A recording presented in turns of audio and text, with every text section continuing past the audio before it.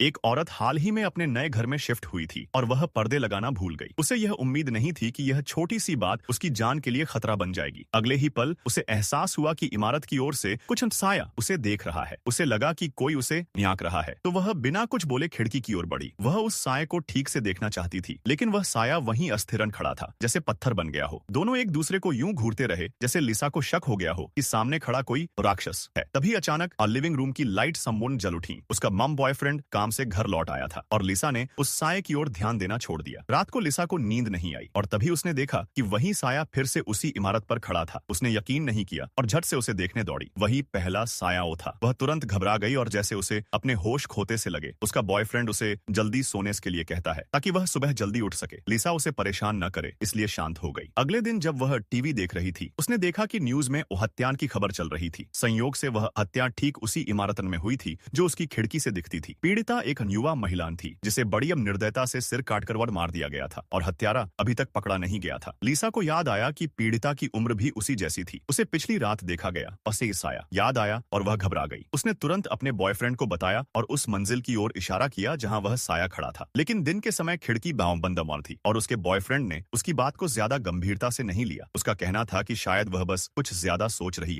है, शायद सामने वाला इंसान बस यूं ही खड़ा हो। बॉयफ्रेंड की बातों से लिसा को भी लगा कि शायद वह कुछ ज्यादा ही सोच रही पांड है। लेकिन अगले दिन जब लिसा बाजार में थी, उसने फिर से उस हत्या की खबर नॉन देखी। जिज्ञासावश उसने इंटरनेट पर और जानकारी खोजी। पता चला कि यह छठी हत्या बान्यार थी और सभी पीड़िताएं इसी क्षेत्र की युवतियां बाना थीं। लिसा की चिंता बढ़ गई। उसका छठा इंद्रिय बांटियन उसे लगातार संकेत दे रहा था कि वह बॉयन साया कुछ रहस्यमयी और है। डर के कारण वह अपने मन को शांत करने के लिए सिनेमा चली गई। लेकिन जैसे ही वह बैठने लगी, उसे एहसास हुआ कि कोई बिस्ना उसके पीछे मान जाकर बैठ गया है। लिसा इतनी नर्वस हो गई कि उसने पीछे मुड़कर देखने की हिम्मत नहीं की। उसने बस उसकी जूते स्मार देखे और महसूस किया कि वह आदमी बियर धीरे धीरे उसकी ओर बढ़ रहा है। वह डर गई और जल्दी से वो थिएटर से बाहर निकल गई और एक भीड़ भाड़ वाले सुपरमार्केट मॉल में चली गई। उसे लगा कि यहाँ भीड़ में वह आदमी उसे और फॉलो नहीं कर पाएगा। लेकिन जब वह सामान देख रही थी तो उसने देखा कि वही जूते वाला आदमी वहाँ भी मौजूद है। लिसा ने उसका पूरा चेहरा देखने की कोशिश की, लेकिन जब वह आदमी मुड़ा तो